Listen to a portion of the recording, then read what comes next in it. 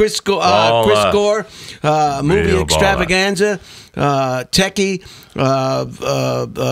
video entrepreneur, and activist, I guess. Don't get him mad at you. Well, probably not an activist, but just, you know, an outspoken voice, I guess. Everywhere I go, I get into trouble. That's my the definition of sanity in an insane world. Yeah.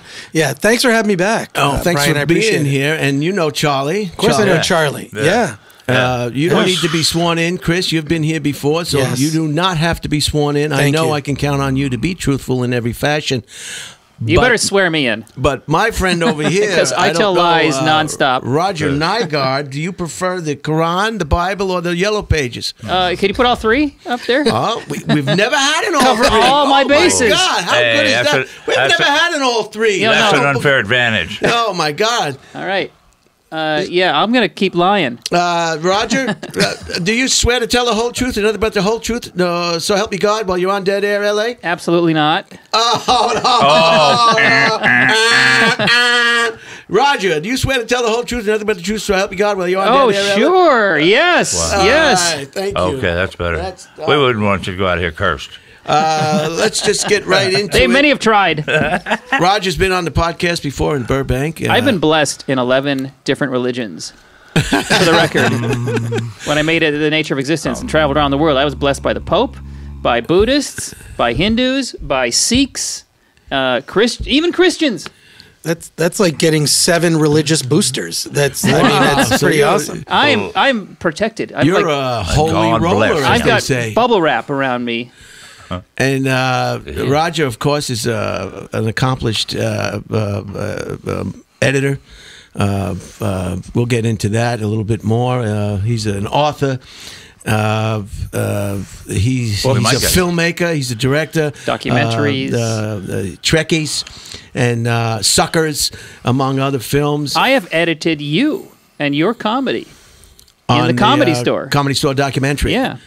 And I wish you were working with me again on this project. Any chance I get. You were the climax. You were literally the climax of that episode. The final, funniest moment. Wow. You better hire this man. Thank you. Chris, you know Charlie, right? Of course I do. Yeah. Hey, Charlie. Yeah, good to see you again. Good to see you. Yeah. Charlie, that's that thing healed up on your side of the face. Is my nose healed up after that scrap in the parking lot last time? It's looking good. Charlie has a very difficult, if not very unique cadence to his orientation, I guess. Sometimes. His orientation. Yeah. Sometimes stupid is good. No, it's just that sometimes it doesn't break. You have to break between sentences, That's why we scrapped in the parking Otherwise, lot. it's a roll-on sentence. It's very difficult to edit. Very difficult to edit. That's all. But, there he did it. He broke. Let's do the weather real quick and get that over with. Now, some of these readings will be different when this podcast airs. Temperature is 66 degrees, 18.9 degrees Celsius for you Canadian friends and Europeans. Biometric pressure is 31.19 inches of mercury. Dew point is 37 degrees, 2.8 degrees Celsius. I'm kind of running through this quick because I really want to get to these guests. I'm really excited to have Chris Gore back, and I'm hoping that Roger can keep up. Winds are 4 miles per hour. You've already lost me on the barometric pressure. Well, it loses me too. I know what it is when I read Barry, it. as in Barry Gordy, not Can you explain the biometric pressure? Biometric pressure. You would think it would be the barometric pressure. However, the biometric pressure is a gauge of the social vibe and feel right as it's given moment. Whether we're angry, happy, sad, and right now everybody's just about to get some. And it's very high now. Yeah, it's real high. High pressure. The winds are out of the 4 miles per hour out of the east and the west. The moon is a waxing gibbons. Moon rises at 2:36 p.m. That's a new reading. It'll set at 5:52 a.m. 14% of the moon will be visible to the naked eye. High tide is at 1:32 p.m. Sunset is 5:06 p.m. Humidity is 46%. This really surprised me for this time of year to have a 46% humidity. True. Shocking. On a northeastern wind. Yeah. Outrageous. At a wind at 4 miles.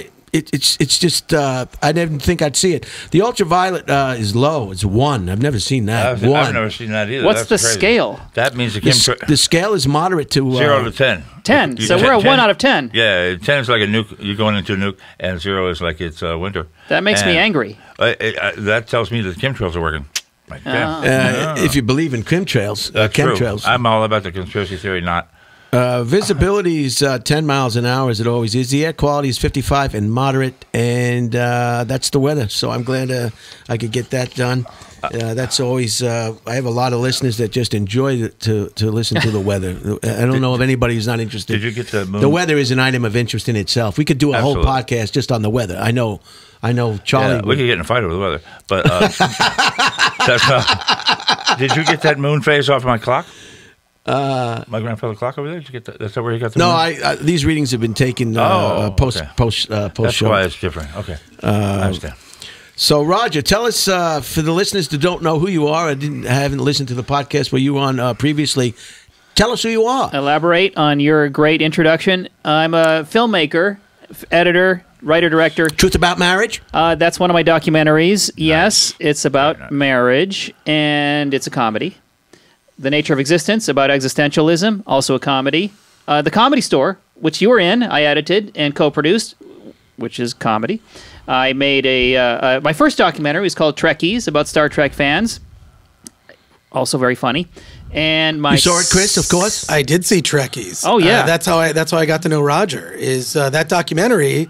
It's awesome. It's not just about Star Trek. It's about Star Trek fandom and people who kind of make Star Trek an element of their everyday lives. And it's funny and poignant. And I love that doc. A lot of Star Trek fans, they get taken to task for being so into Star Trek. But what would you rather than them being into guns and activism, violent activism? You know, how many things people can be in today that are not...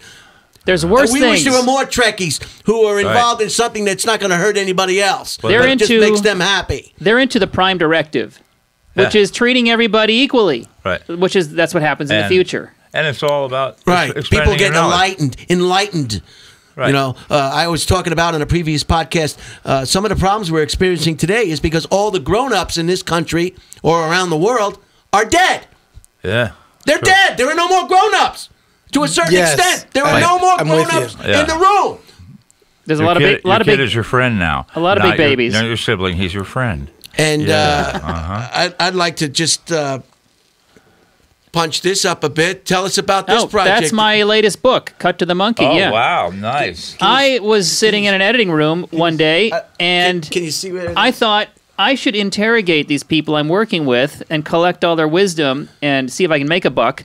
And so I had Larry David sit down, Julie Louis-Dreyfus, Judd Apatow, Sacha Baron Cohen, and I asked them all about comedy and editing comedy. Mike Binder, Krista Vernoff, the showrunner on Grey's Anatomy, and collected all their wisdom and put all. It's like a cookbook for editors. Here's how, because everyone I knew was doing it wrong.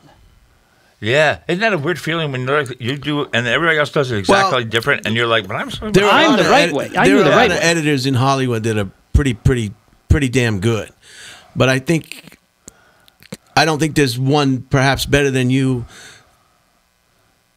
that can do comedy. Comedy is a specialized ability in editing. It's very different. So I'm sitting across from probably the best comedic editor in the business. Is that fair to say? What do you think, Chris? Is that 100%? There's some that are as good as me. You know, like Steve Rash, who's my co-editor or my associate on Curb Your Enthusiasm. He's awesome, and I learned a lot from him, for example. I just knowing Roger and his work, you know, not just the films he's made, but the projects he's worked on. It's and he's incredibly talented. That's a very specific skill, editing comedy. Can I see that book? Because if you're not going to, I'm going to take it. If you're not going to use that, I'm going to get Roger to sign it. You have to pry that out of his grasp. Can I? Well, I'm up to. I can. You're reading it. I can Oh, you're going to quote No. I can. I'll let you have Roger sign it, and I can always order another one on Amazon. Oh, you ordered that from Amazon? He knows where to find me. I pre-ordered it. I'll order it from Amazon. I was teasing. I thought that. No. This is a good opportunity. You don't know when you're going to see this guy again. This I can is get another great. one. I'm up to chapter 4. Editors are writers. And people are arguing over my book. I love it. And we're fighting over it. I want to. I'm working on a couple projects. This would be useful. Yeah. But so it's on Amazon. I'll get another one. You take it. You get Roger to sign it, please. And that would be a good. That would make me happy. Brian, if you insist, I'll take this book. And you'll sign it. Yeah, I can still write.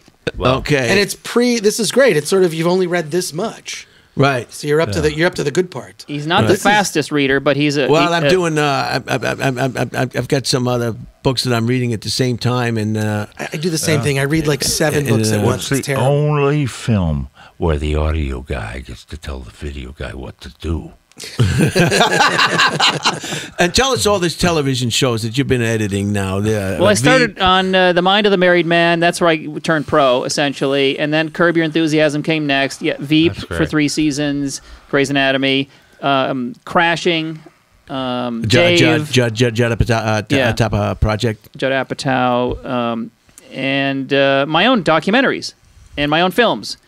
And you travel the world. Ever since I was 7 years old, I've been making films.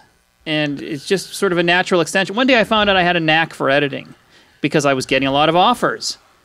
And it's hard to, people are offering you money and you enjoy doing something. Pretty soon you're doing it. And that's what I've been doing mostly for the last few years.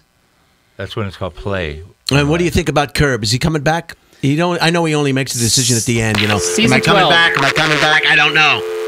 I'll tell you when I tell you. I'll tell you what happens. I don't know. Don't ask me again. Here's how it goes down. Now I've got static in here. Did I do something wrong here? Probably not. Sometimes you hit it. There you go. No, I can still hear it. Oh, yeah. I'll see if that helps.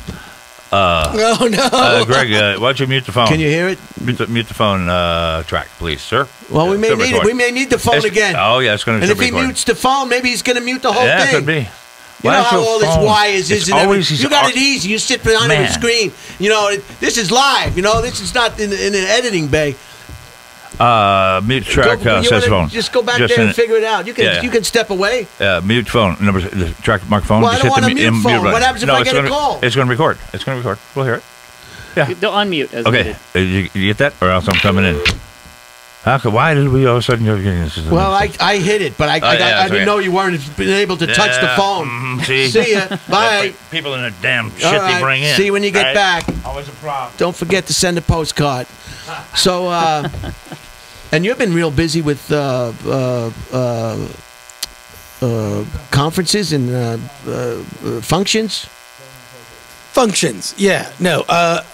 Film Threat. My Film Threat is. I see you on here when you're giving your opinions and stuff. On Film Threat, I do a podcast where I get to talk to filmmakers. One of my favorite things to do.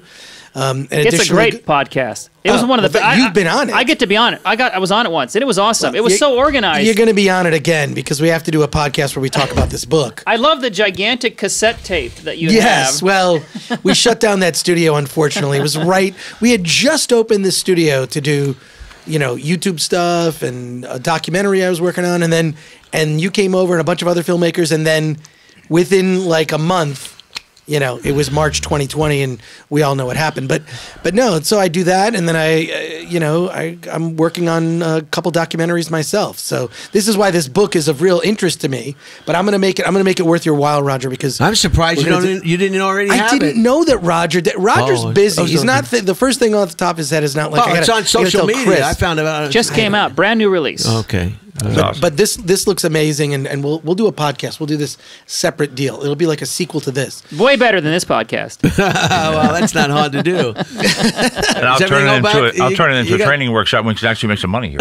Yeah. Is that okay now? For once. No, it sounds good now. It sounds good. But no, just with Film Thread is my thing and whatever. Yeah. Cool. I love creative people. I really do. And it is true that the editor is the writer. I mean, that was totally my thesis. True. Yeah, if you're going to be a good editor, you have to be a good writer as well, Yeah. because you're rewriting. Are you whatever mentoring you somebody right now? And you're getting it last too. And so you that, have the creative decision to do I hate to say what this, you need to do. Yeah. There's a lot of shitty editing in movies today. Absolutely. You can really spot it. Totally. Like, I don't know, the last Star Wars movie, that Rise of Skywalker, one of the worst edited films. You're probably friends with the people who worked on that. Like But, the armor on Rust. Same guy. yeah, like the armor on Rust. That's Careful. but they did We're worse. getting They, near the blacklist right now. You're Well, hovering right above it. they didn't just kill a cinematographer; they killed the franchise. In my opinion, those editors. But yeah, no, that was like one of the worst examples of bad editing. Just because it's a movie, a point of reference. Everybody knows Star Wars. It's. I want to know who the hell wrote the latest James Bond movie. Oh yeah. I mean, that was no James Bond movie. That was a highfalutin child in the movie, love interest, flashback, all sorts of garbage. It's all stuff that is the least amount of banging ever in a James Bond movie, if you ask me. And by banging, I'm not talking about guns. So it's... Right. Yeah, exactly. I knew there was something missing. I had to put my pants back on watching that movie. Yeah, because I was all set. I had the buttered popcorn and the Coke. We're SC right now. What's that? We're SC. And no movie can be made without... You got a very difficult cadence, doesn't he? know. You don't know what the hell he's saying. Okay, let me talk to him so he understands. S and C. Like South Carolina. All right. Socially correct. That's what it means. I'm glad you guys were able to come to. So how long did you guys know each other before you? When I heard after the That's over 20 years. I would say 20 years because I think I remember. Did I talk to you about Trekkies or Trekkies 2? I don't remember. Oh, I'm sure we go all the way back to Trekkies. We must. I'm pretty sure I might have interviewed you or we covered it or just whatever. Wow, how cool is that? And you both look like your 20s. You know, you guys don't age. The film business. I guess when you're making money, you don't age. No, you get a picture. You get a picture of Dick Clark and put it in your attic. Wow. Oh, you like that, huh? You like that, huh, Charlie? That's really funny. He knows who Dick Clark is. Yeah. I'm old. So, I've known you about 20 years as well, Brian. Probably more. Now, more than I'd like to admit. No, this is why I encourage people. If I can get a guest, and the guest is properly vetted, you don't know how long you. There's a lot goes into somebody sitting at this table. We were going to have Charlie Rose on, but he got Dead. Yeah, he's still with us, isn't he? He didn't pass away. It was neat. I don't know. It's hard to keep No, track. he got dead on television. He got canceled. Either dead or canceled. Yeah. But Same so fate, that's why I encourage guests. I indicate to them, bring somebody that you like, a friend, an associate that you know, and then you have a better podcast. Because all this is this is a good matchup. Yeah. Yes. oh, it's a great matchup. Great matchup. Absolutely. I'm going to apologize to the producer that we let go. It was his idea. This game is ours to lose at this point. Yeah, absolutely. That's right. We're already ahead. Yeah. Oh, this is great. And, at this age, it's all downhill anyway. I saw Yeah, exactly.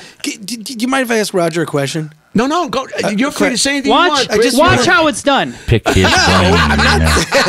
Learn something. I'm out of here. Brian, pick his pay brain attention. This is how it's done. You began your professional filmmaking career with Trekkies. Where do you think Star Trek stands now?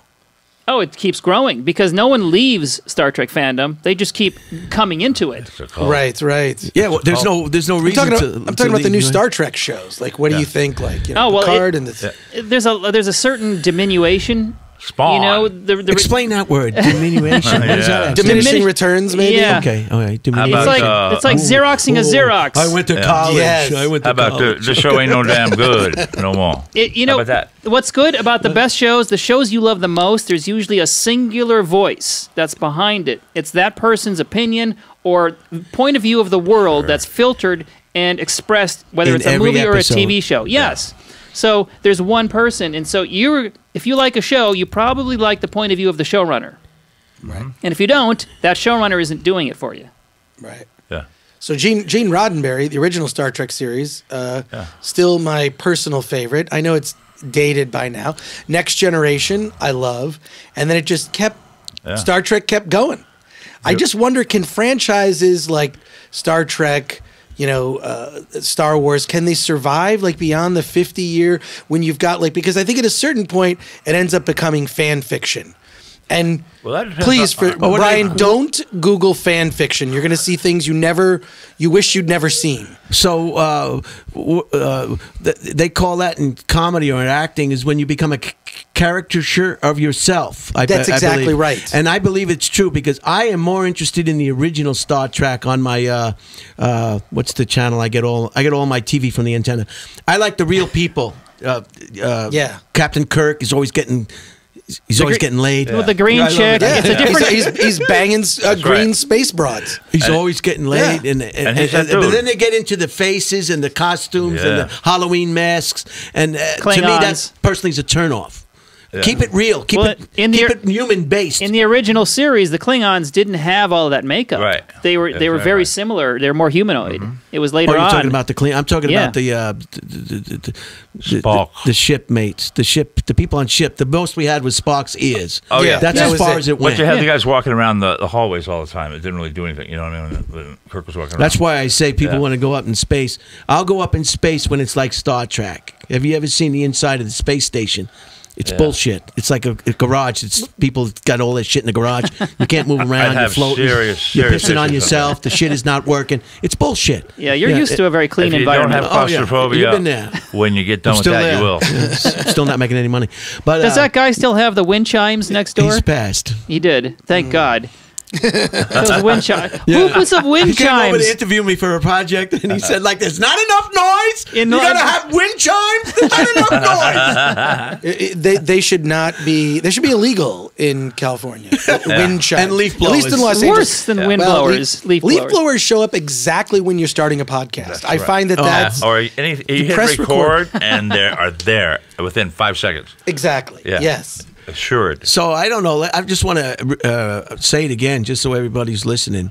I'm sitting across the table from a guy who does Curb Your Enthusiasm. He's responsible for the images that are selected from what the actors and the actresses try to do, and which is even more difficult because it's not scripted. Is that right? That is correct. I mean, the story is fully scripted, but none of the dialogue is scripted. Right. Okay. And there's a difference. You can't improv story. That has to be fully all the plot points. They've got to beat out everything in advance. That's true. And what they get, won't work. It won't work if they start improvising on a plot. Yeah, is then that how do you? Yeah, it's really complex how these threads of stories need to intersect and interweave and come to a climactic ending where they all somehow intertwine. And they do it so well, and you cut it just perfect. That is the most amazing. Veep was a big hit. Amazing. The Curb and. So it's a pleasure to know you. When I first met you, you weren't who you are today. No, just some former shell peon of a man who showed up at the Comedy Store. and you like that particular... I love that joke about the dance contest. Still do it today. I'll never forget it. And she came out and won the dance contest. She won the dance contest! What white woman is going to do that? So that's great. You guys know each other.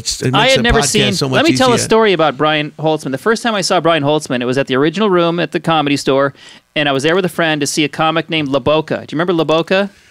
Means the mouth, right? It was this girl. She was funny, but Right. I went to see her because she was a friend of somebody, and you came on before her, and I hadn't seen anybody that funny since Sam Kinison, and. Because I had seen Sam Kinison perform at the Comedy Store in the original days, because a friend of mine used to work in the Crow's Nest, and he would call me and say, Kinison's on tonight at 10:30. So I would come down, and we'd just watch Kinison, because it was so funny to watch how half the audience would be appalled, and the other half would be loving it, and there'd be this anger and happiness combined in the same room. And Brian was getting that same sort of result from people, where they're so offended at what you're saying. You don't know who's wrong. The people laughing, are they wrong?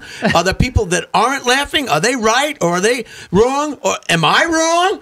You know, who's wrong here? It can't be the same. Right. What's going on? And What's going on? What offends them most is the truth. Usually, you're just up there telling the truth. You're right. I remember how you said you had a joke. You'll do it better than me, but it was like, these girls in their high skirts, and they're just looking for they're gold diggers, right? And I don't remember the punchline. This show me where the poop comes out, right? You remember that? Anyway, so we're gonna cut to a commercial.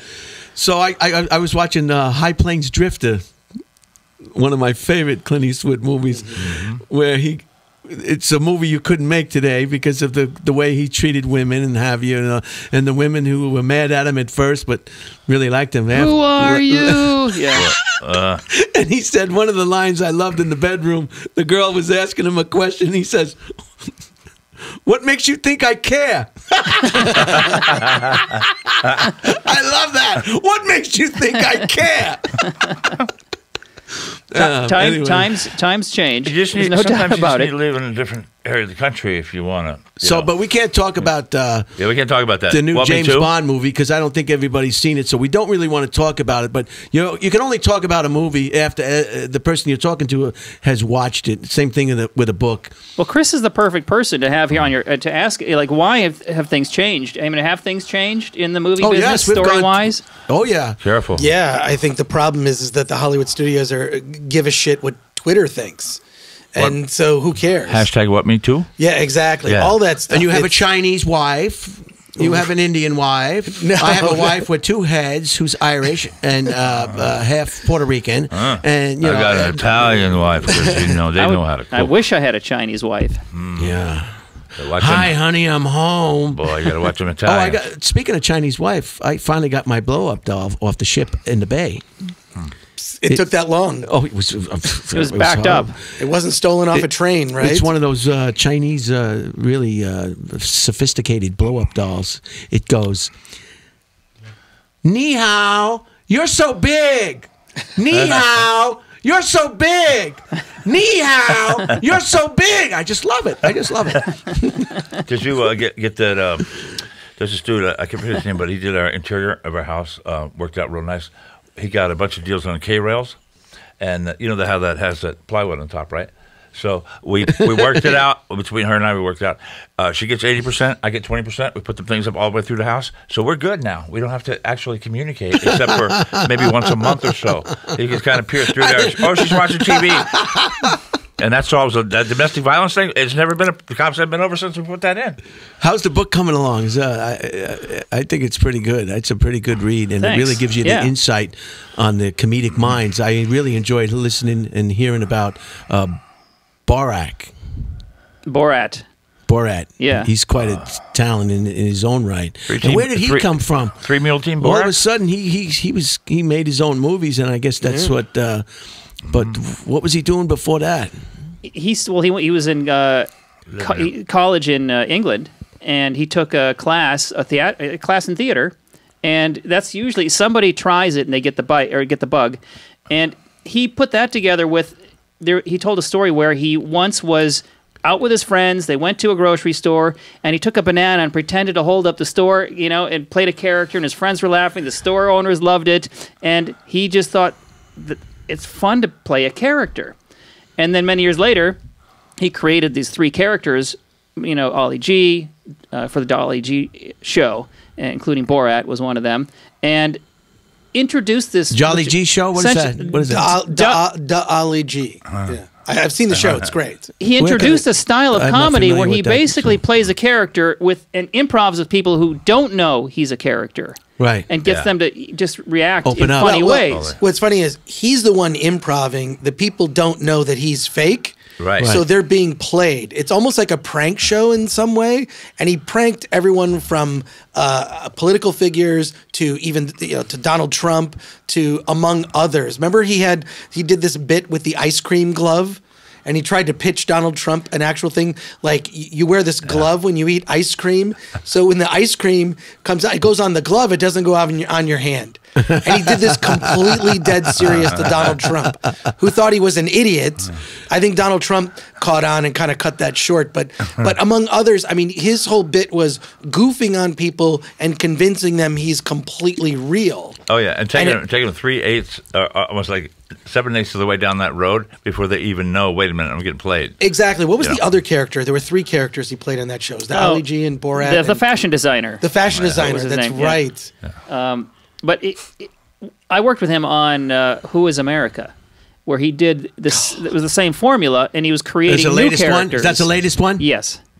Nice. And he created new characters to do the same thing. And one of the episodes I edited, which was probably the most striking to me, was when he was this character who played an Israeli defense expert.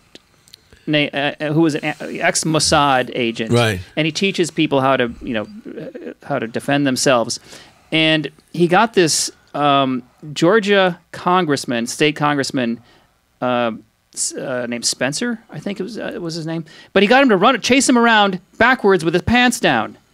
And how do you get somebody to do that? It was a congressman to pull down their pants. That's how good he is. That's how good you are. Yeah, that's Jason amazing. Spencer was his name. Yeah, he had to resign from Congress when it finally aired. So here, we're going to come up with a thing. We're going I to end also your saw career him, today. It's real cool. You just all you got to do is pull your pants. Well, a little more to the left. the way he gets them to do Unless it. the guy was a hanky panky who just was he waiting was for a dead chance serious. to ask him to take his pants down. And maybe he was. This was how he was going to chase I off don't know. terrorists. It's on the village people. Someone asks you to take your pants down, you tell him, No, it was an anti-terrorist move. You pull down your pants and chase them with your buttocks, and that's going to scare the terrorist. And he convinced this guy that was true. See.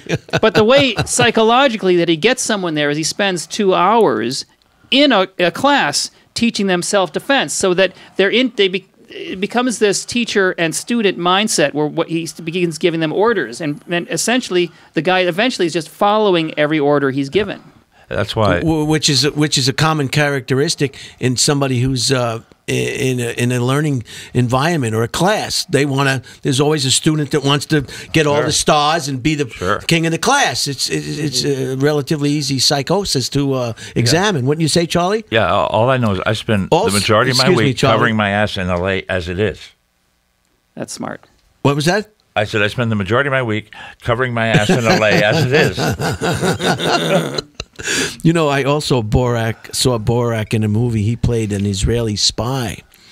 The famous story about he was put to death eventually. This is based on a true story, and he does dramatic roles as well. I forget the name of the movie. I was with some relatives in. It's funny when you go to somebody's house.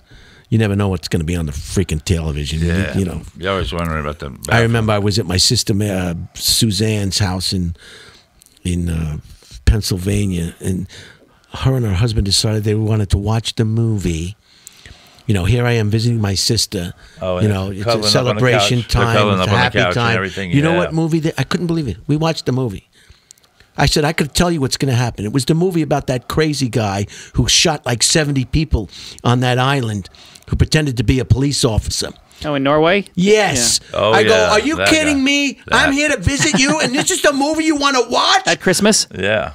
I mean, While we're snuggling up on the couch. I don't want to watch it. I know what happened. We know what happened. Look, they're feeding you though. Yeah. They're giving you. So you got to do it. Yeah. Whatever they want. So we watch. Of course, you can't. You at some point you can't.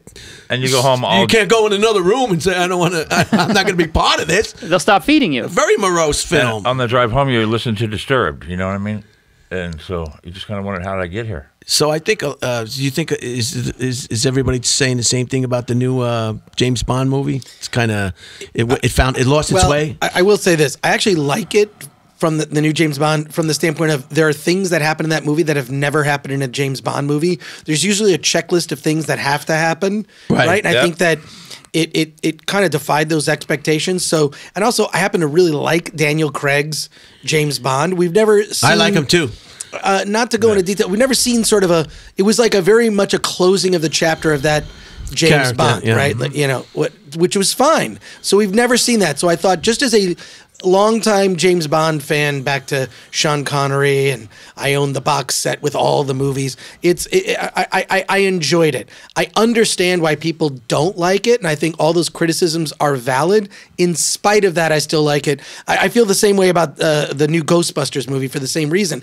I get that. Here's the criticisms. I still enjoyed that movie because, Ghostbusters. Oh, you're a big fan of Ghostbusters, yeah. Yeah. Do you think Quentin Tarantino uses the same editor in all his movies? Well, is that safe to say? He used to. Because his editing is great. What do you think about his movies and the editing in those movies? I mean... Yeah. Well, when you find a good editor, you hang on to them. Yeah. They're like gold. That relationship is now cemented between the director. I mean, I love the way we talked about this, Chris, last time you were on. I just recently came back from Hawaii, and I watched Django Unchained or whatever it was. Django Unchained, yeah.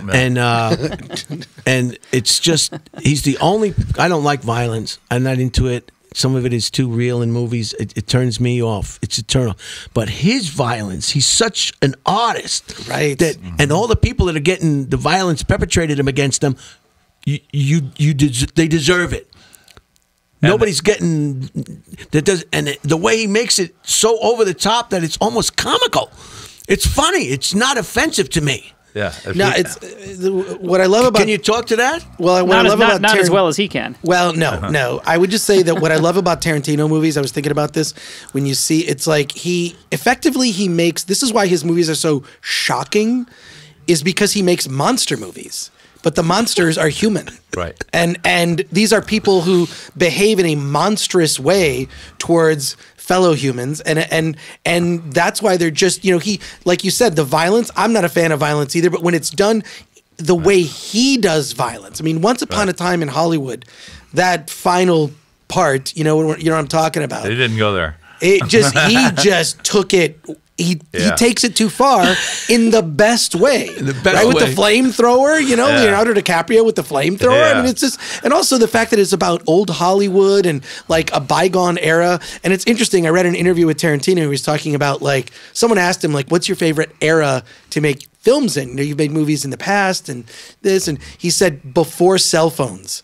And I really think that cell phones, and I'm sure you felt this as an editor and a storyteller, cell phones have destroyed modern storytelling because this solves every problem. I got directions, I can call for help, I can do this. And it's a go-to plot because you can always pull do you that thing agree with out. that, Roger? Yeah, it's a Band-Aid. That people they use it too much now. Yeah, absolutely. For that I reason. agree. And, and he spends time in investing you in getting to know the victim before the crime is perpetrated. Right. And you're rooting for that guy, and all of a sudden, here comes the flamethrower, and it's over. You know what I mean? So now you're like, uh-oh. Well, I'm going to go with dude number 2 because I liked him too. Well, that's what I mean about a monster movie is that part of the reason you feel some empathy for the victims of violence, right, is you get to know their characters, and then they meet an untimely end. What's different about Tarantino is not only do you get to know the victims, you get to know the monsters. That's right. Right, Exactly. the monsters who are responsible for all that violence. Yeah. So I know that's maybe a simple-minded way, but I like to try to give those tools to people so they can explain it to their friends of why Tarantino is a genius and one of the few living great filmmakers now as we catapult headlong towards factory filmmaking because everything is just gentrified, generic garbage. Yeah, bean counters have taken over. Not just the bean counters, not even the bean counters. I can't say nothing because I'll get censored. Well, I'll be quiet. It's also agenda. I think when agenda, and this is not me saying this is Tarantino. When agenda trumps storytelling and character, absolutely, it's and what's not the difference interesting. What's the difference between storytelling and agenda? When you see that the agenda is right on the surface, whether it's some political agenda. Oh, I know what you mean. Classic case of agenda movie. Yeah, and I'm still pissed to this day. Castaway. It was a FedEx commercial. It was a FedEx commercial. And I sat in that theater and I said, I've just been taken. I've just been taken. Not a very good one, though, because they lost 1,000 packages. Right. and a couple of pilots, too. Right. And I think they're throwing them out of Cajon Pass, too, because there's a lot of stuff up there. And what I got out of this book, too, one of the interesting chapters was about the relationships that you have to have in the workplace.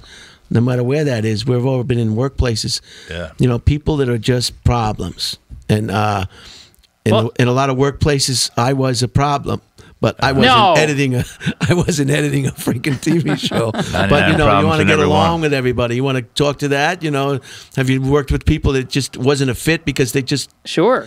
I mean, I've gone in like on job interviews myself for like when I was directing an episode of a TV show. I was meeting with the producers and we were chatting, and one of them said, these meetings is just kind of to see if this is somebody that we're comfortable spending a week with. Because you're going to be on the set for a week directing. Yeah. Or with an editor, you're especially better be comfortable because you're going to be in a room for months. Did you know that going into the meeting that you were just being like filled out? We don't know. Only subconsciously. It was the first time someone had stated it. So they were kind of tricking you. Yeah, but they gave me the job, luckily. So it worked, whatever I did. I know what you mean. I was on a plane once and some lady, an older lady, she wanted to know what the seven lakes were. Oh, Lake Erie, Lake Ontario. I can't stand it when people ask you a question and you don't know whether it's a genuine question or they just want to show you how ignorant you are. Ignorant? Yeah. Ignorant. Did you name the Great Lakes? I got a few, and I don't think I got Erie, Lake Michigan.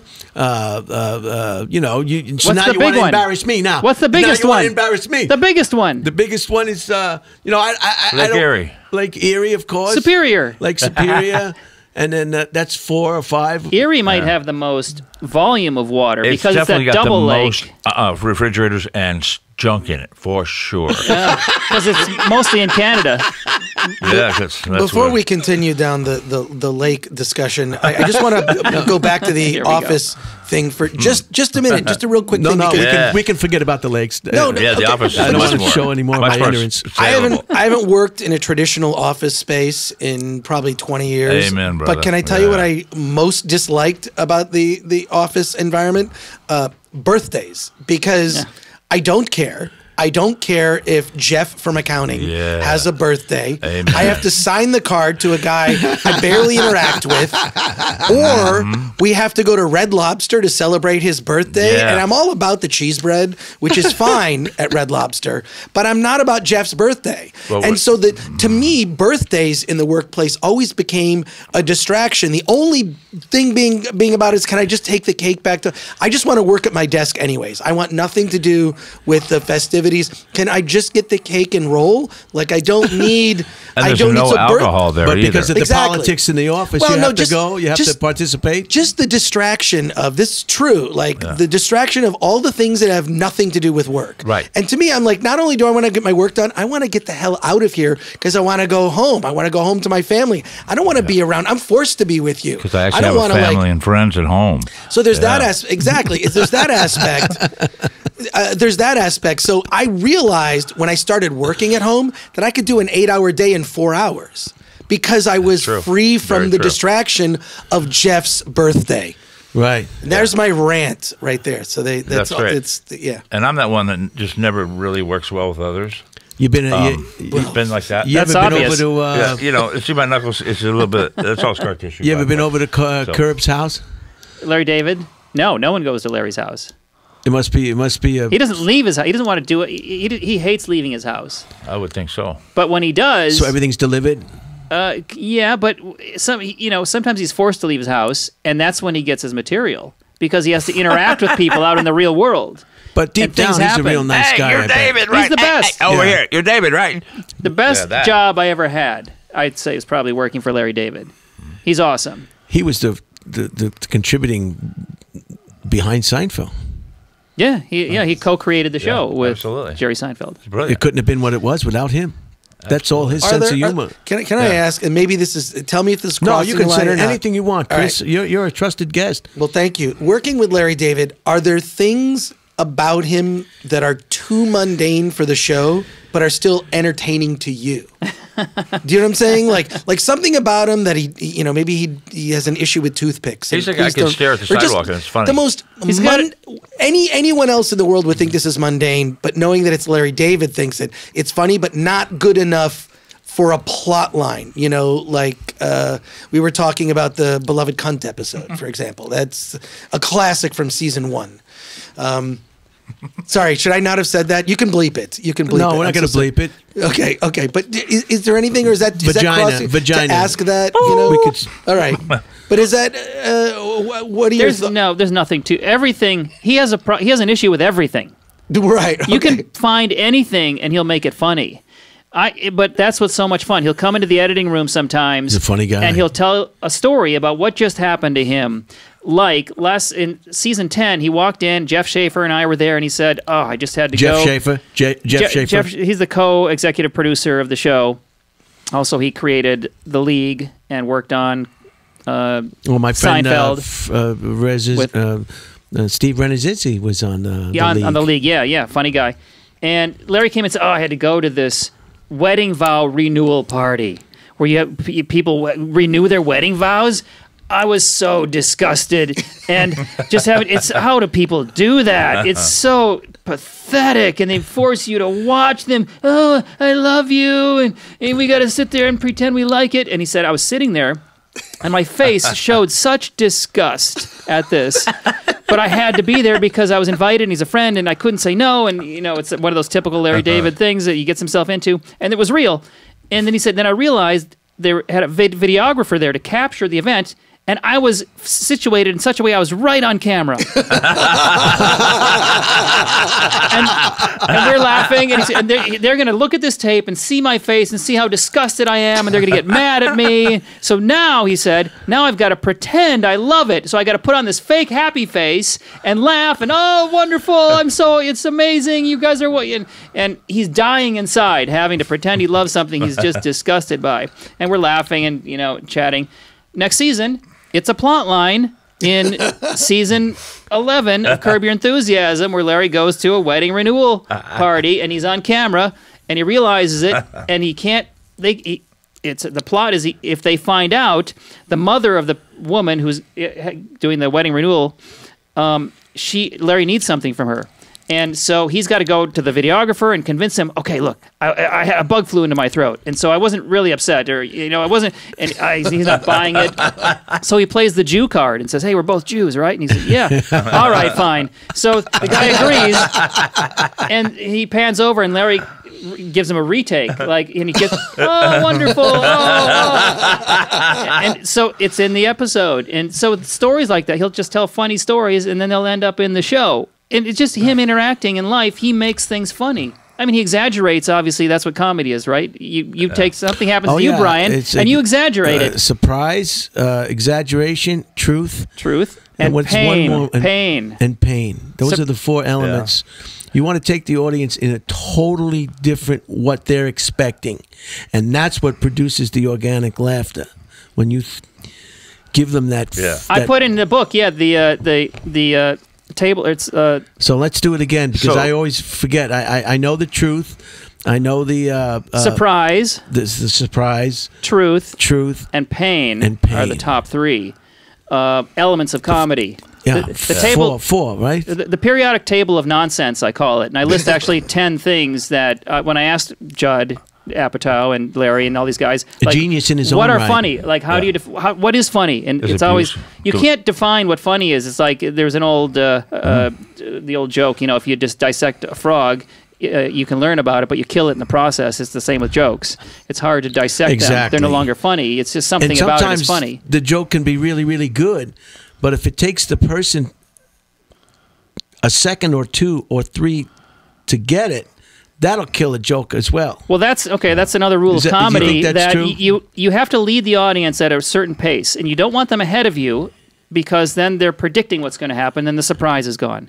You don't want them too far behind. Well, not if the surprise is different than what they're thinking. Well, if you can fool them, yes. Sleight of hand, yeah. But if they're ahead of you, then they figured it out. Oh, but I see. You want them a little bit behind what's going on because if they're too far behind, then they're having to use a different part of their brain to figure out the plot, and the part of the brain where the laughter happens needs to be in charge. Has to be fully focused. And not distracted in the moment by trying to figure out the plot.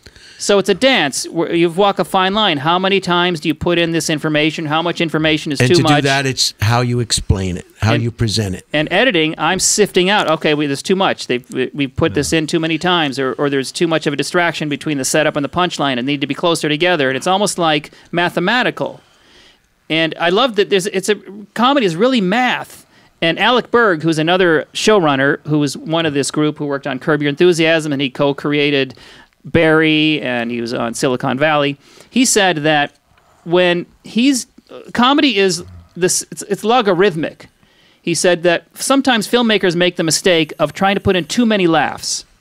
They think the more laughs, the funnier it is. But the thing is, an A+ laugh isn't twice as funny as a B+ laugh. It's 10 times funnier. And so if you can make a film with 4 or 5 A+ laughs that you've made room for, to curate, to build up the tension and release like a horror film, and you get those 5 big laughs, that's a memorable film. Whereas a film with 50 B+ laughs is kind of, it's okay, you enjoyed it, but then it's forgettable. You don't tell your friends about it. Yeah, and that's the key to brilliant filmmaking and the comedy and stuff, is that there are 3 to 5 moments in that film which are A+ hilarious, and you keep it to that, instead of going, well, let's just repeat this, let's get 20 those elements in there, because then they're not funny, because you've got the stuff that leads up to that, and then that just kicks in. Well, to a certain extent, when I watch a comedy, I want to laugh the whole movie. You almost broke your own. By the way, when you said that, I was like this like in the that. background. Just in when you were giving that little speech, I was. So, do people give you guys jokes? These romantic comedies, they're not.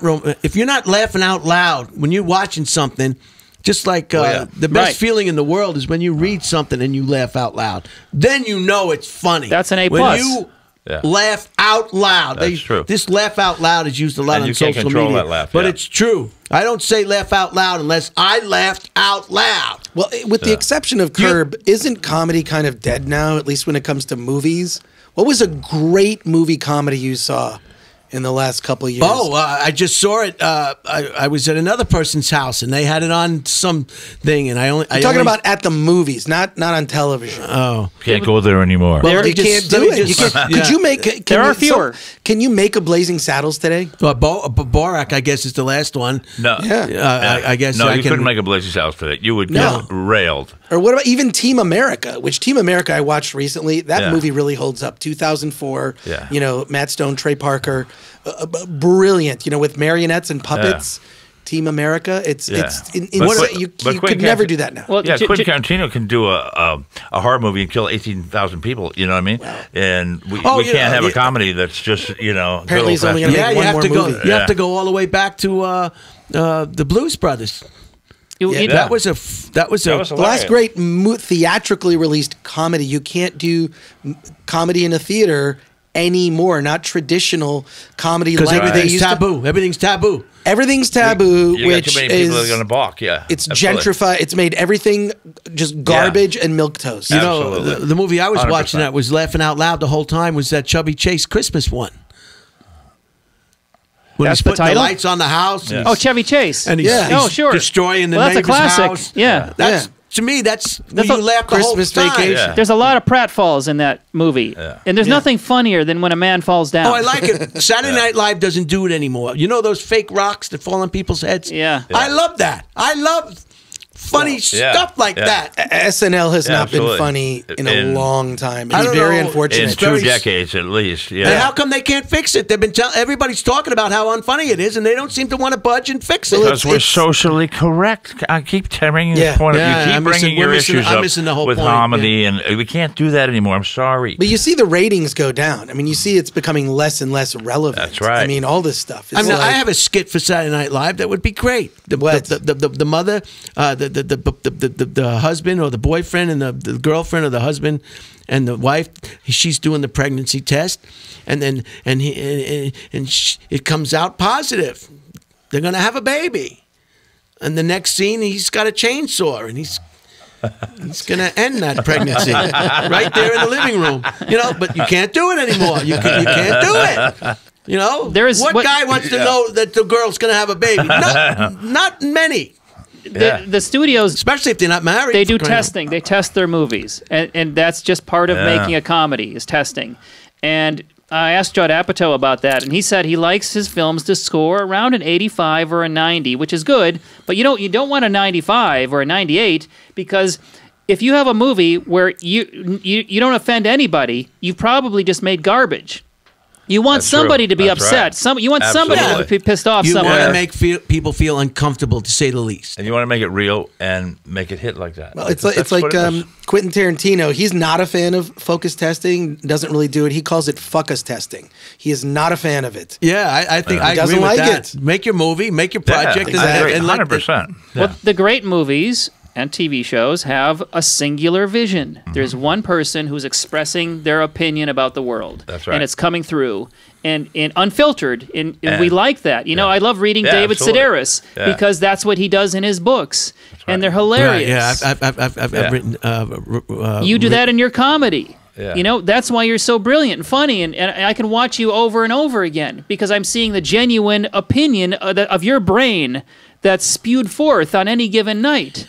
I will say one thing, though. This Big Bang Theory, the set designers, they need to tone down the colors.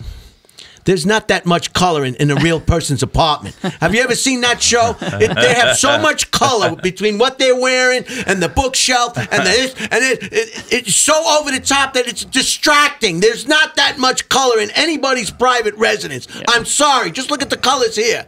We got they're kind of toned down colors. They're trying too hard. That Bang Theory is just too much color. You saw it. You're an editor. You saw it. You're a movie. Yeah, well, to me, the colors in Big Bang Theory are the least of the problems of that show. One, it's not funny to me at all. It's sort of the nerd version of blackface in a sense, because it's like a parody of what a geek or a nerd is. Right, just as someone who comes from the nerd community, so I can say that. But also, it's a type of comedy that I find grating. When you hear that fake laughter, that canned fake laughter, I can't watch a show like that anymore. It's not funny, with the exception of maybe classic I Love Lucy episodes. Well, it's like 15 minutes of canned laughter. It's 15 minutes. It's so fake, but I think sort of Post Office and of course Curb Your Enthusiasm are a type of comedy that to me is just one way funnier, many deeper layers, and it's just supplanted that old type of sitcom. You can't do it anymore. Absolutely. Yeah, to me, you can't do it anymore. Not Post. That it feels more. The Office feels more real. Curb Your Enthusiasm feels more real. I mean, obviously, it's based on real events from Larry David's life. Although I'd love to hear the explanation to his friend about the plot for that episode being kind of a thing that actually happened in real life. I'm sure that happens often, and people just write it off as like, well, that's Larry. You know, what are they going to say, right? Like, that's how Larry is. It's true. It's kind of an honor. He went sort to of a an function. honor.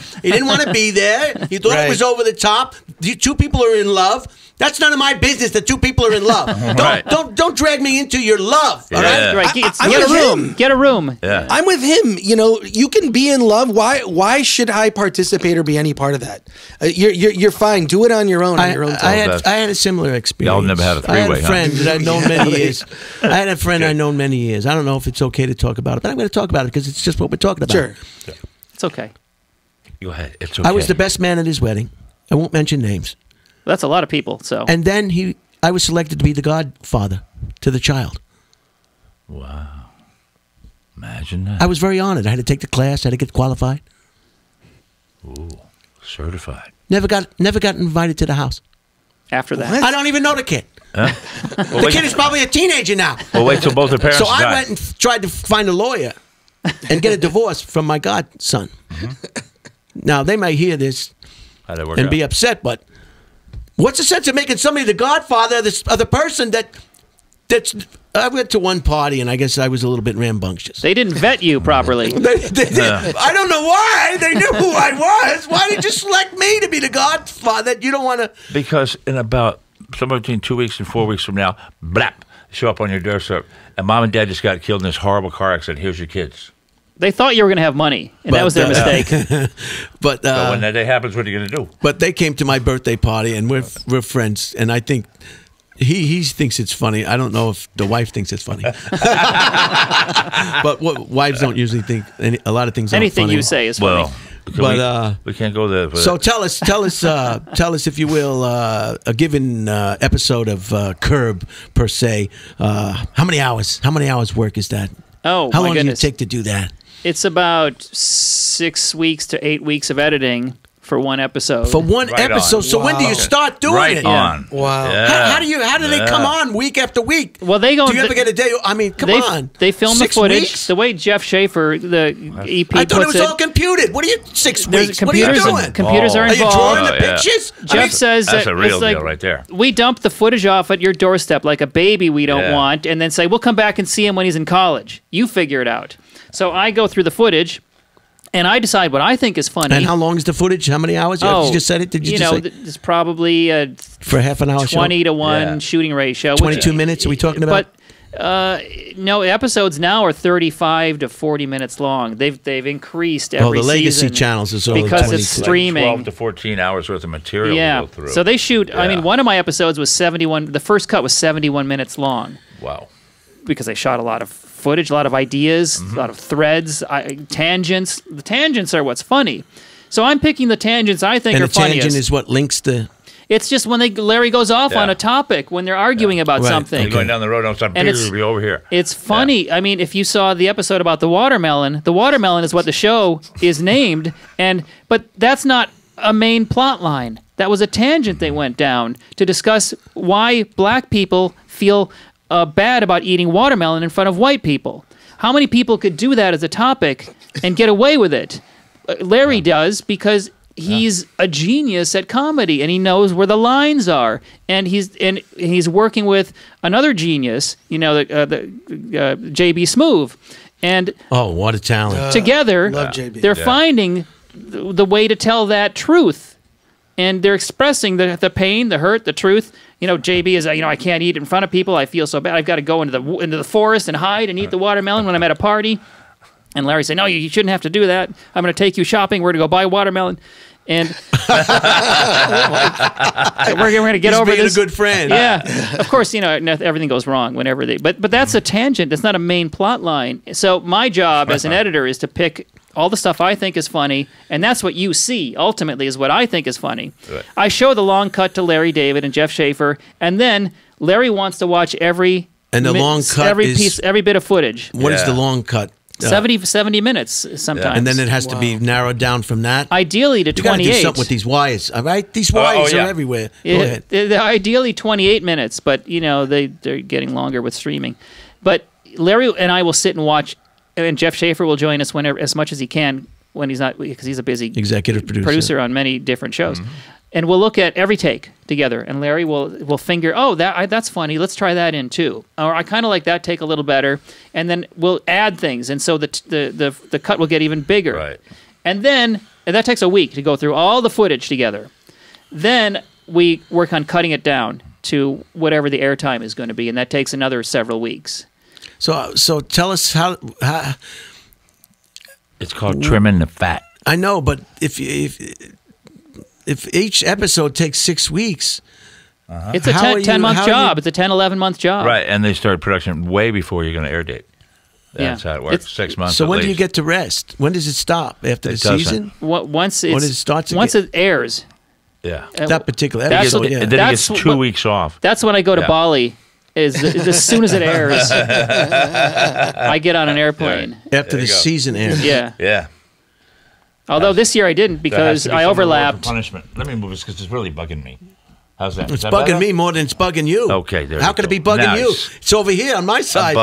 Yours is flat on the table. Yeah. See, how can it be bugging you? This year I got no vacation because obviously everyone's stuck at home for one reason or another. But I overlapped. I'm right now editing a show called The White House Plumbers. And so I was actually doing both at once for a little while. Yeah, a lot of people don't realize how important the editor is. I mean, I argue that the three most important people on any important people. The armor. Fourth is the armorer.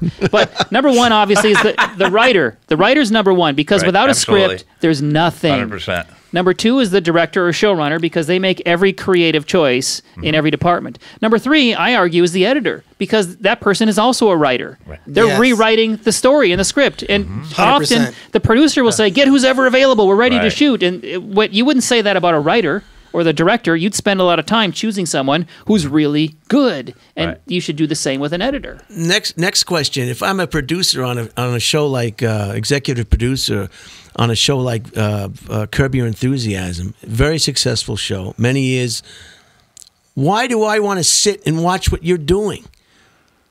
Why does Larry David want to watch every inch of footage? The other guy.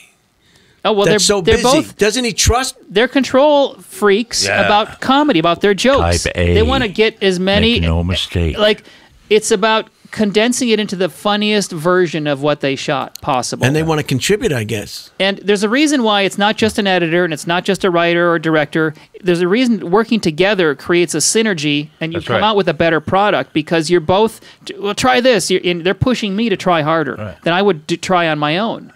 And Mr. Executive, he has a vision and a look that he wants to see, I think, and a message he wants to Yeah, but at some point, a successful show like that with successful people, Larry David, for crying out loud, Seinfeld. If I was executive producer, I'd be on a beach someplace. I wouldn't worry about that project. But that's why it's successful. It's successful because he stays involved. Because everyone he's like, let me pick at that. And it shows he cares. Yeah. If he didn't care, he'd be on the beach. 100% No, those he cares. people, and the show's pro, they can spot mistakes and flaws that maybe we kind of glazed over because we were in the heat of the battle or whatever.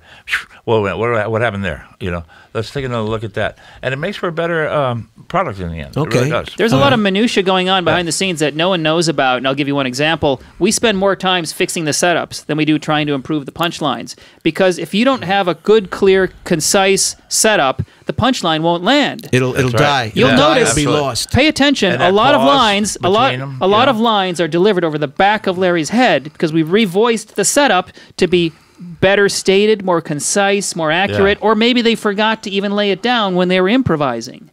So it's important. The audience can't laugh unless they know Larry wants to steal the beans, the coffee beans, right? And if it wasn't clear, if they didn't make that clear, that once you make it clear, now they know what the game is, and now that the comedy can start happening. Yeah, and that comedic release pause, how long that pause is between the setup and the release on that thing, that's when editors just can make or break. And the images. And Nobody- the images. I mean, Nobody that's so cool. hates pausing harder than I do. Oh yeah, I bet.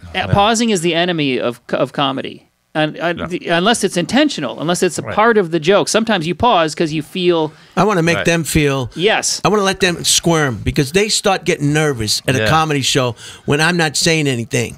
And they're wondering what's going on. And then they get nervous. And then they feel sorry for me maybe. Or maybe they're feeling sorry for them. And you can... It's palatable. You can... I feel it. I know what's going on in that audience before they know what's going on in that audience. For some reason, I can feel it. Yeah. Your intentional pause is that much funnier because you've worked out all the unintentional pauses out of your material. That's right. And you know those guys that are sitting there squirming because they're out with a girlfriend, not their wives tonight, too, sitting there. And that pause, that long pause. Well, one of the best stories from the Comedy Store. A guy came with a girl he wasn't particularly happy with. She was very offended by my show, and she left. And he went up to me and said, you know, you did the greatest thing in the world for me because I didn't like her anyway. And she was a B-I-T. CH and thank you. So anyone listening who's having trouble breaking up, bring them to your show. Yeah. Done. Bring them to Brian. There will be all those really uncomfortable, suspenseful moments in the audience because people don't like the truth. Oh, the truth. We spend our lives. I'm not from another planet. I'm talking about whatever's going on right here. We're living in denial. Truth hurts. We spend a lot of our energy in living in denial. That's right. Truth is hard. Yeah. That's why I just bring it and blap right there. There it is. Look at that. So 6 weeks. Wow. Or more. Yeah, that sounds about right. You know, because it's like certain things with the editorial. It's like writing music. You have to, the cadence and what happens in that whole sequence. A scripted show is much faster. Like Grey's Anatomy, I would finish an episode in 2 weeks probably because I'm cutting to the script. Night and day, huh? They want it directed and edited to script because they've written the script the way they like it, and that's how they want to see it with every line in place. And 20,000 people have gone over it from their staffs and their teams and all that. It's very well thought out, and they that's how they want it. And so it's just a different process, which is great. It's fine. The show turns out great. Yeah. But it's just a different way to get there. With Curb, they're getting the type of jokes you couldn't write. You couldn't sit in a room and write the jokes that come out of the improv that they have on Curb. It's impossible. So if Curb is not scripted, does that mean less writers on staff? Considerably less? There's 2 writers. That's all you need is 2. Wow. Larry David and Jeff Schaefer currently are writing the show. And then the improv comes and they're not... But the actors come in and performers come in and rewrite the show. Mm-hmm. There's 3 revisions. The first outline, which outlines the story. Then they write the show on the set. And then we write the show in the editing room. The final revision in the editing room. Well, that sounds perfect. Yeah. Every step of the way. And if we're on the show right now and we're improvising on Curb Your Enthusiasm, how many times? Usually, the first time is the best one. Do you get that? Well, the first time you do it, I've found sometimes in my limited acting experience. I acted once and I hit it right on the head. The first thing it was that Eddie Griffin movie Foolish. I didn't appear in the final movie, but I acted opposite the guy from Goodfellas who was in the meat locker. They killed him. Remember that actor? And he was the club owner, and I was one of the comics, I guess. And I just nailed it. And he wanted to do it again. So the egos come into play left and right, and you know people think they're ego. Oh, yeah. Hollywood is the capital of egos. Yeah. Well, sometimes it gets better and better, and then the last take is the one where they feel it's good. But then we look at the footage and go, you know what? That first take was better before you gave them direction. Where you thought you wanted something else, but they actually gave you what you wanted the first time, and you didn't realize it. So, And that's your job to tell. yeah. It's a lot like training horses. Wow. First time you stroke them, and the next Fascinating. time you broke I don't think we're going to get into any items of interest today, and it's okay. It's, you know, this is just like the big deal, though, is the size of the room, and make sure all those heads can fit in there, because if you have a too small room, it gets really rough. well, they're everybody's on a good, you know, everybody's comfortable working together, and Yeah, if you're gonna everybody work- gets No, along. they're not. If you're not going to, Everybody hates everybody, and everybody's like, Jesus Christ, those two sellers. Oh, shit, I told Stan something. Now he's going running over to the director. well, no, Here we go that again. could be the case, but I don't think that's the case in your. It's too professional. There's no time for No, you're- nonsense. Yeah, There's no time for trouble. the You got boundaries enough have already trouble been trying to make a established. project. If you've got if your ego is important to you, you don't become an Leave it editor, out the door. on Don't the way become a in, what? please. an editor, Yeah. or a director. Yeah, that's right. Because you have a goal to finish the best product possible, and so you've got to marshal all these people in that direction. And if you're worried about how your feelings are, you're not going to get everyone there. Yeah. You got to do whatever it takes to get everyone pointing in the right direction to a final product. And there are some of those people out there who's like, come on, nope, come on, more. What if you Yeah. have a big ego? What is a good job? Well, you need a strong sense of self, is what HR, you need firings, that's what I would do. To have an ego? to be a director. Yeah. It's you need to. Yeah, somebody's got to take charge. I mean, It helps like, to have a really take hard charge. shell. That's right. And you've got to Yeah. portray a sense of control, even when you feel like everything's falling apart. You've got to act like it isn't. You got to make people fear you like you're going to come to their house and cut their head off after this movie. Well, some people, that's their process. Right. You know, like Fear and Friedkin or intimidation. That works good. What's his name? William- The guy from Saturday Night Live. Lauren Michaels. Yeah, Lawrence Michaels, yeah. Fear and intimidation model. I think William Friedkin Mitzi Shore. is famous for saying that, you know, an actor was said, Mr. Friedkin, what's my motivation? Your paycheck. Just say the freaking line. That's great. So when's the last time you guys met in person? March of 2020. Seriously, Roger came to our studio.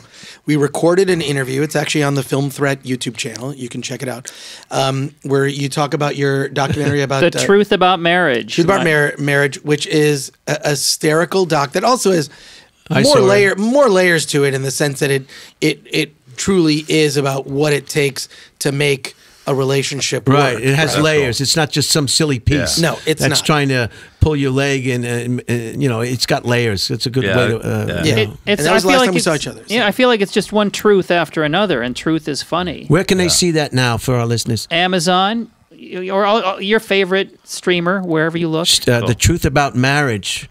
If you haven't Right. seen it and you're in a relationship, or you're married, or you're thinking about getting in a relationship, or Or you're getting thinking out of about a getting relationship, it's fascinating to interview all the different subjects and their opinion on marriage. It's great. You're not wrong, though. There is a chapter in there for when you're getting divorced, Mm-hmm. people sign they sign prenuptial agreements sometimes, right? Right. But what you should do is, I asked all the experts. I said, okay, what's the number one thing that anyone who is thinking of getting married should do? Boyfriend, girlfriend, you're engaged, you've got a marriage date, whatever. The number one thing you can do to increase your happiness and your longevity in a relationship is premarital counseling, which is just getting together and asking questions about your core issues, your core beliefs. Yeah. A lot of people get married without knowing who someone is at their Yeah, core, that's and right. then they get surprised. And it's that the unsuspecting shock. Yeah. I didn't realize he had rage issues, or that I didn't realize she would spend so much money on shoes, whatever it is. At least if you're aware of it going in, you got a better chance. Yeah, because when you find out they're a stalker and they're just all about you. And you know, That's a the little other rough. thing is, it's hard to stay married to somebody you don't love. Did you marry someone you didn't love? It's impossible. No, I'm just saying. How many times were Yeah. you married? My parents, they were madly Oh, in your love parents. for their whole life, and you could tell. I never saw my parents argue. Right. Never said a despairing thing Because, about anyone inside the house or outside the house. They may have felt that way. Did they stay But married? they didn't say it. Oh, yeah. So I guess you would call that true love. So how can you be married to somebody if you really don't love them? It must be horrible. Well, it must be horrible. What does it mean to love somebody, right? It starts out one way based on chemicals. Right. Pheromones. If you could touch on this, because I can't. This is very complicated for me saying. It ends after 2 years. That initial burst of enthusiasm, excitement, sexual energy. It's romance. It's a chemical match. You meet someone. It's like love at first sight is generally chemicals at first sight matching properly. And they've done studies. They know what those chemicals are. Pheromones and animalistic instincts. If you meet somebody, they can test, and it's based on your immune system. It's called the MHC. I forget what the MHC stands for. Multi something complex. But there's 100 different genes for the immune system, and you will be most attracted to someone who has the opposite genes of you, not someone who's the same. And you can smell it on someone. It's subliminal, and you feel it as passion when they have the opposite genes that you have.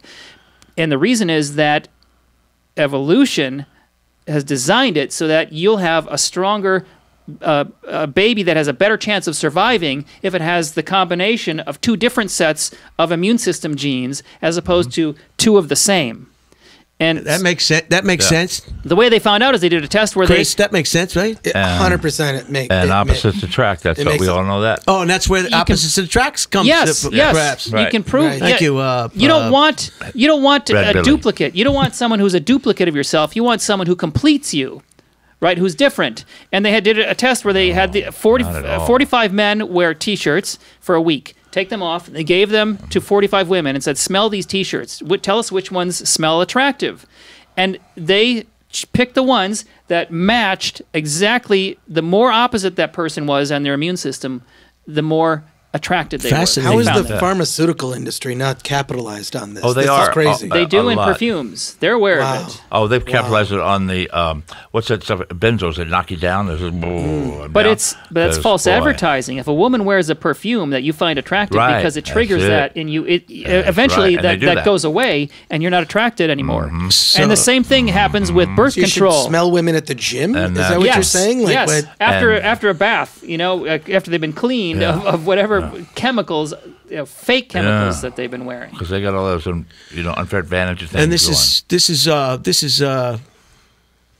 is why you see maybe a very attractive woman, perhaps with a very unattractive man. Well, that has to do with men and women are attracted to different things, and men are attracted to fertility, and women are attracted to social status. Because that's providership. Fertility meaning they want children. They want a good provider for them. Outward physicality that displays fertility. The hourglass figure. That's an obvious one. And the woman is into status. Social status. Wallet. That's about it. Well, that's an example of social status. Yeah, absolutely. Having a lot of friends is high social status. And I agree with that. You want to date the guy bagging groceries? Yeah, exactly. Or do you want to date the banker? You want the Bugatti or you want the Chevy Someone Vega? with a future, because you need a nest for the eggs, for the children. And women want to know they want to be secure throughout life. They think long term. We thinking we could get that tonight, tap that. And 3 minutes. We're thinking 3 minutes. How long did it take you to write the book, Roger? Oh, 2 years per book generally. A lot of research. Nice.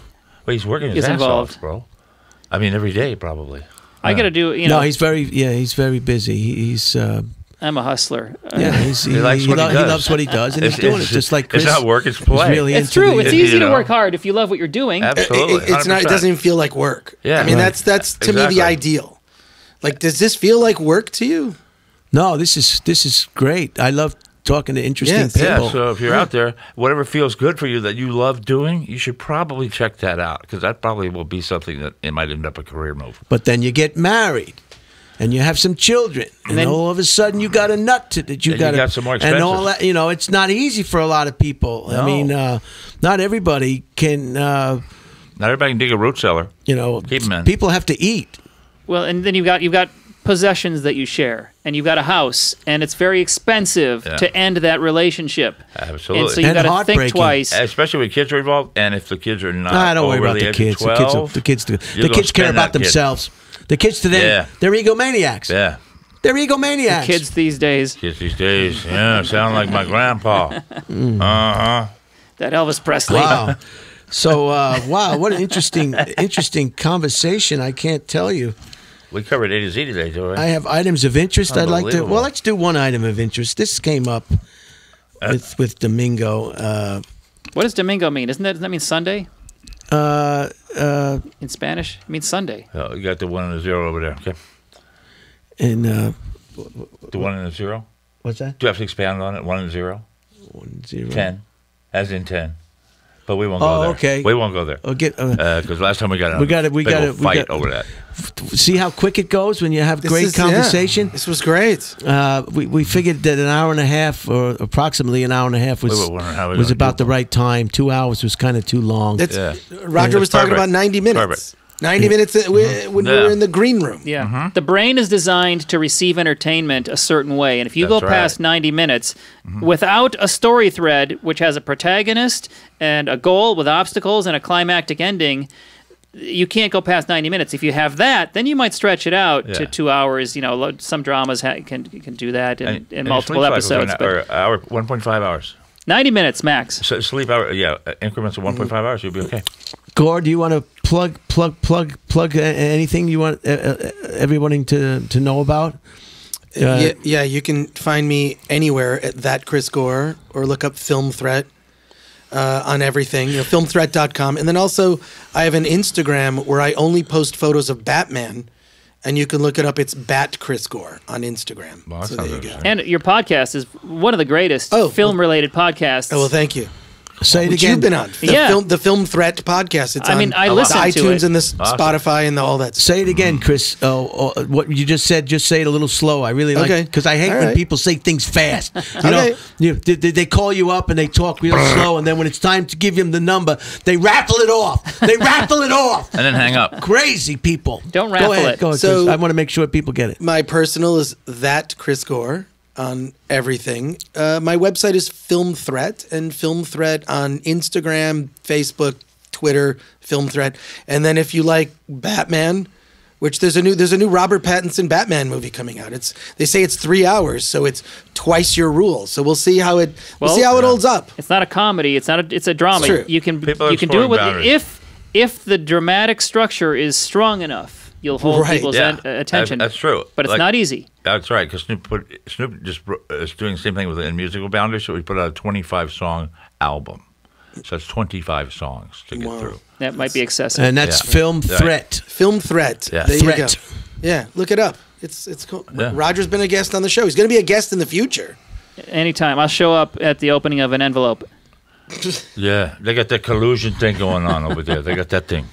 I'm like the devil. You say my name and I show up, or is that a vampire? I show up. I think he's running for Congress next year, too, as a matter of fact. It pays well. Yeah, it pays real well, I hear. Go ahead. From the gold hallies they leave in your office while you're not there. Yeah. You don't have to return the briefcase either. Isn't that amazing? Yeah, I want one of them jobs. Just waiting for you to stop talking, Charlie. You'll be waiting a long time. What do you want to talk about besides talk about the book, of course? And check out my movies. If you do one thing, buy my book, Cut to the Monkey. But also look up Suckers, my film on Amazon, or 6 Days in Roswell, a documentary on Amazon. Love that doc. 6 Days in Roswell. Hilarious.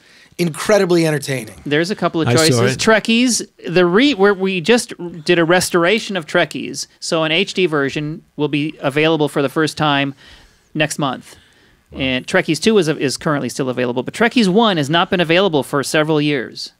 We just rescanned it in 4K, and it's going to be a beautiful re-release of Trekkies, my first documentary. And also my other documentaries, The Nature of Existence, which is a comedy about existentialism, and answers the question, every mystery in the universe has been solved in that documentary. In case you're curious, they're all solved. I am. And the truth about marriage. I'm going to have you write it all down before you leave the studio. I don't finish. I don't walk. I don't leave the table without giving you the answer. And what about what's your take? Do you think we'll see another season of Curb? Curb Your Enthusiasm, season 12. 8? I would say 70% chance if I was a betting man. Of season what? Season 12. Oh wow, 8. What am I talking about? Well, Yeah. I don't have. We're up through 11 subscription television currently. Well, the White House Plumbers is the next show. I'm editing that right now, and that will be out hilarious. late in the year. Yeah, Just a five episode miniseries on HBO about the Watergate. And Can it's you disclose? funny. Oh, that's what it's Plumbers. Okay, Yeah. I got it. Yeah. Is it actually funny? It's a drama, but it's very funny because G. Gordon Liddy and E. Howard Hunt were idiots. It's so pretty funny how dumb they were. Brought down Yeah. a president. Yeah. Yeah. I mean, much. all they had to do is walk in there and tell them they were doing that and not actually do it. All right.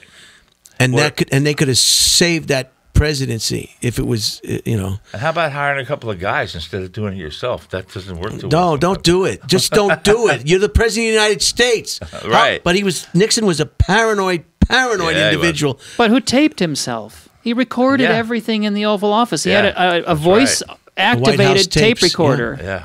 Can you imagine that today? I mean, I guess we have recorders on our cell phones, and so But it's, yeah, but I mean, everything you say is recorded. then it was very That's a little- unusual. That's a little off. That's all I know. So you must be in quite demand. You must have to tell a lot of people you're just too busy, or you can't help them, or you can't afford me. I guess. Yes, If I'm making sentences, a comedy, I want you to edit it. those sentences have been used. You can't afford me. I'm too busy. I can't help you. I'm often booked. Yeah. It's the key to it is to just find a bunch of COVID-19 positive clients, and you don't have to worry about it. I thank you, Charlie. I wish you were doing my comedy special. I loved editing you in the Comedy Store, though. That was my favorite episode, without a doubt, because you're the ending. Watching you do your comedy, no one had ever captured it before. We were the first to capture it. You know, your bit. Can you do us one bit? Like you wish there was 2 airlines for everybody. Yeah. Let's go over this now. Let's do this. Come on, do that. Do it for us. Bleeding gums. Let me see. Let me do bleeding gums. One airline for the regular people. And the people who want to feel safe for the regular people. Yeah. And people who just want to get where the F they're going. Just get on the plane. The door's going to close in 20 minutes. Just get on, and we're closing the door, and we're leaving. We're leaving. We're getting out of here. Stop this. Stop it. Let's get out of here. That's such a great. All right, let's get to something really important here. Brush longer. If your gums bleed when you brush, it usually means there is plaque buildup on teeth that is inflaming the gums. Bleeding gums don't just mean potential tooth loss. The underlying inflammation increases your risk of health issues, including heart disease. Wrong. Wow. I'm going to die, but it ain't going to be because I got dirty teeth. I hate this. Every time you go to the dental office, they give you a new excuse why you should keep going to the dental office. As long as your teeth are... You guys got great teeth, by the way. Yeah. But as long as your teeth are still in your face, your gums are fine. Right. You know, they your gums are fine. They say only floss between the teeth you want to keep. There you go. It comes from Georgia, actually. I think. Yeah. Oh. Yep. Sorry about that. Issue including. Huh? Oh. We got one in. You got in one. That was good. All right. Yeah.